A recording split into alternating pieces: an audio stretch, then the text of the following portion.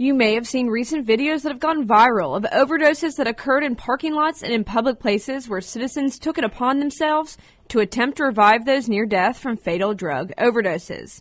One of these videos, which we cannot show because of the graphic nature of the case, happened right here in Richmond on Big Hill Avenue in Boggs Lane, where a man was captured on video having CPR administered to him after an apparent overdose while behind the wheel.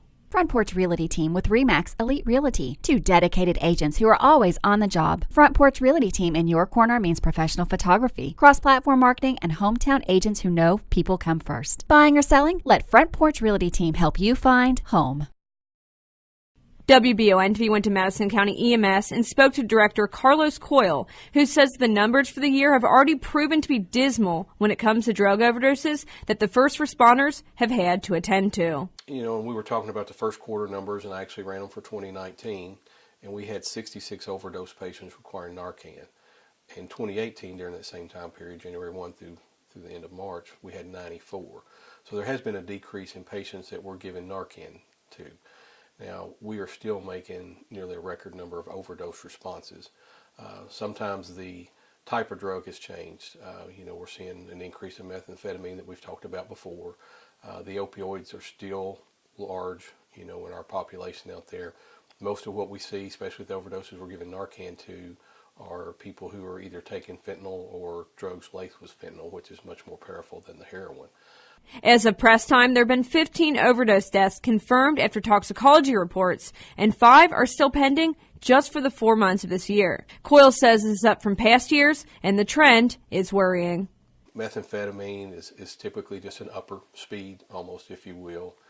So you may not see an immediate death from the methamphetamine, but it is very cardiac toxic. It's very, very hard on your heart. So it's going to make your blood pressure go sky high. It's going to make your heart rate go sky high. The other thing we're seeing is lots of multi-drug overdoses. So they may have meth on board, they may have heroin, may have fentanyl, may have Xanax, a variety of drugs on board. So each of those may have an opposite effect on you, but the combined effect on the human body is very toxic. You know, the safe thing to do, you know, if this is not a friend or a family member of yours and you're present when it happens, is because these situations are very dangerous. We always take law enforcement with us because we never know when these overdose situations, when it's going to turn violent.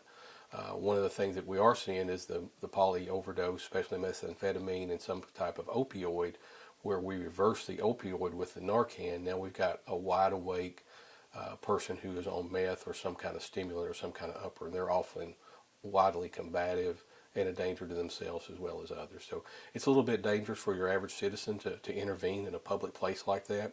So my advice to them is immediately call 911. We'll get police and EMS on the way to try to take care of the situation, because it can be dangerous.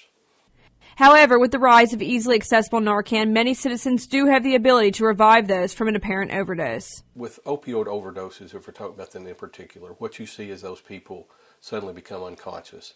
Their respiration slow to the point that they quit breathing, and that's what causes death. It's a respiratory depressant. So when you see these people, if you do intervene, 2 things to do is you need to get them in a recovery position, put them on their side. That way they may not vomit and aspirate. Assure that they're breathing. If they're not breathing and you've had training, you may breathe for them, rescue breathing before EMS gets there. The other thing to do, you know, is make sure you keep yourself safe, because oftentimes if they've injected, the needle may still be laying on their person. So if you're moving them, be careful not to stick yourself with these needles. For more stories such as these, be sure to visit Richmond's very own WBONTV.com. I'm Marissa Hempel.